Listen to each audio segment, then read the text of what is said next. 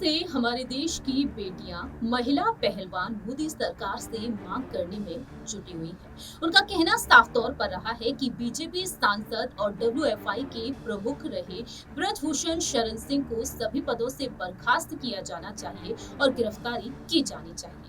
और इस वक्त देखा जाए तो पूरे ही देश भर में इस मामले को लेकर सियासी हलचल तेज हो चुकी है, क्योंकि जिस तरह से 28 मई के दिन देश के प्रधानमंत्री नरेंद्र मोदी जी जहां एक तरफ नए संसद भवन का उद्घाटन कर रहे थे, वहीं दूसरी ही तरफ इन महिला पहलवानों के साथ किस तरह का बर्ताव देखने को मिला था दिल्ली पुलिस का। घसीटते हुए उन्हें ले जाते हुए दिखाई दिए और ऐसे में यहाँ पर सियासत और भी तेज हो गई। अब देखा जाए तो यहाँ पर यह भी देखने को मिला कि हमारे देश की महिला पहलवान अपने मेडल्स को पवित्र गंगा नदी में बहाने के लिए हरिद्वार तक पहुंच गई, लेकिन यहाँ पर ये कदम उठाने से रोका गया भाकियू के अध्यक्ष राकेश टिकैत की तरफ से। और अब देखा जाए तो खाप पंचायत यहाँ पर धरना प्रदर्शन के लिए आगे बढ़ चुकी है। इसी बीच ब्रजभूषण शरण सिंह ने डंके की चोट पर अपनी बात रखी है। नमस्कार, मैं प्रांशु राठौर और आप देख रही हैं नेक्स्ट 9 न्यूज।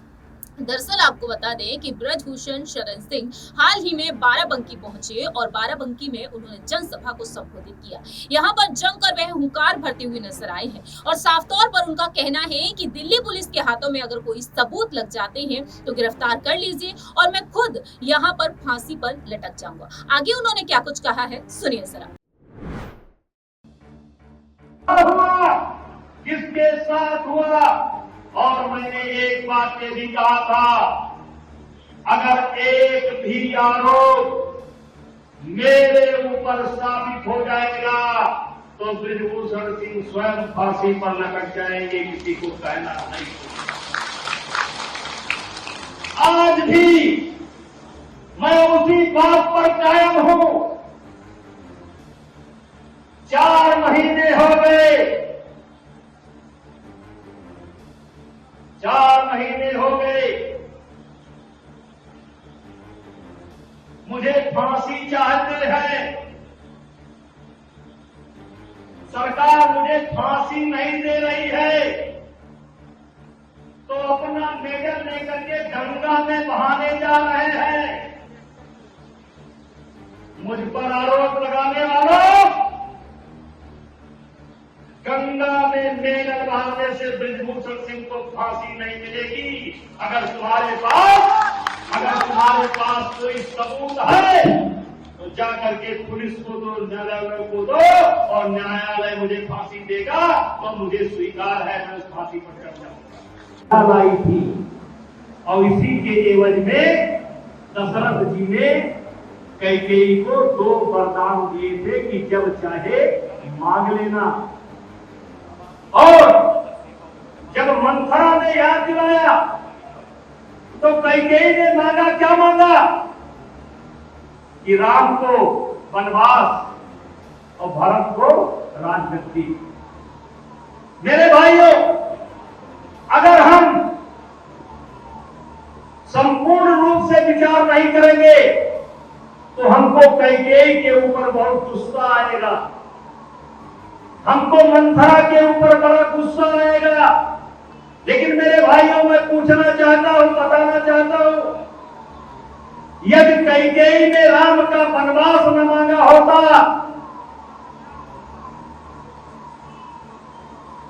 तो केवट से भेंट कैसे होती? केवट से भेंट कैसे होती? ऋषि भारद्वाज से भेंट कैसे होती? वनवासी, आदिवासी, जंगल में रहने वाले, उनसे भेंट कैसे होती? सबरी से भेंट कैसे होती? सूर्पनखा का नाक कान कैसे कटता? खरदूषण का अंत कैसे होता? हनुमान जी से भेंट कैसे होती? सुग्रीव से भेंट कैसे होती? बाली का वध कैसे होता? समुद्र पर सेतु कैसे बनाया जाता और रावण का अंत कैसे होता? मेरे भाइयों, इसका श्रेय अगर किसी को जाता है तो कैकेयी को जाता है, मंथरा को जाता है, किसने अपने ऊपर आदेश ले लिया, क्योंकि भगवान राम को इतिहास बनाना था।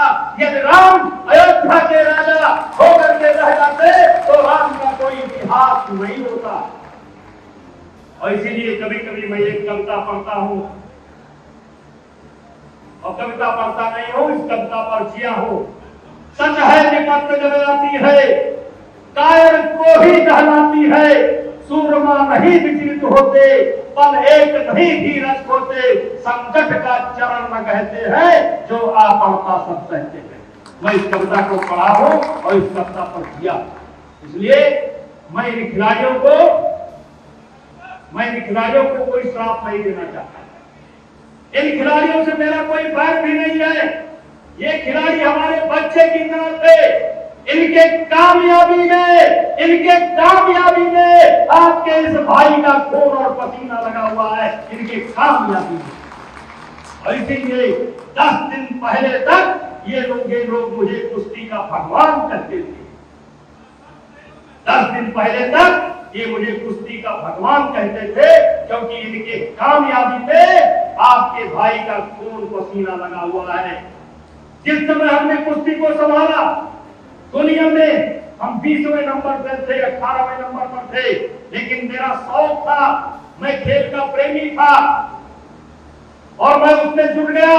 आज मैं बताना चाहता हूं, मैं जहां 15 नंबर पर हुआ करता था, 20 नंबर पर हुआ करता था, आज दुनिया की बेस्ट 5 टीमों में, बेस्ट 5 देशों में भारत का नाम है। बेस्ट 5 देशों में भारत का नाम है। आज तक 7 ओलंपिक के मेडल केवल आए हैं, जिसमें से 5 ओलंपिक मेडल मेरे कार्यकाल के हैं, मेरे कार्यकाल। लेकिन चलिए, मैं कुश्ती में घुस गया था। ऐसा घुसा था कि सांस भी लेता था तो कुश्ती, सोता था तो कुश्ती, जगता था तो कुश्ती।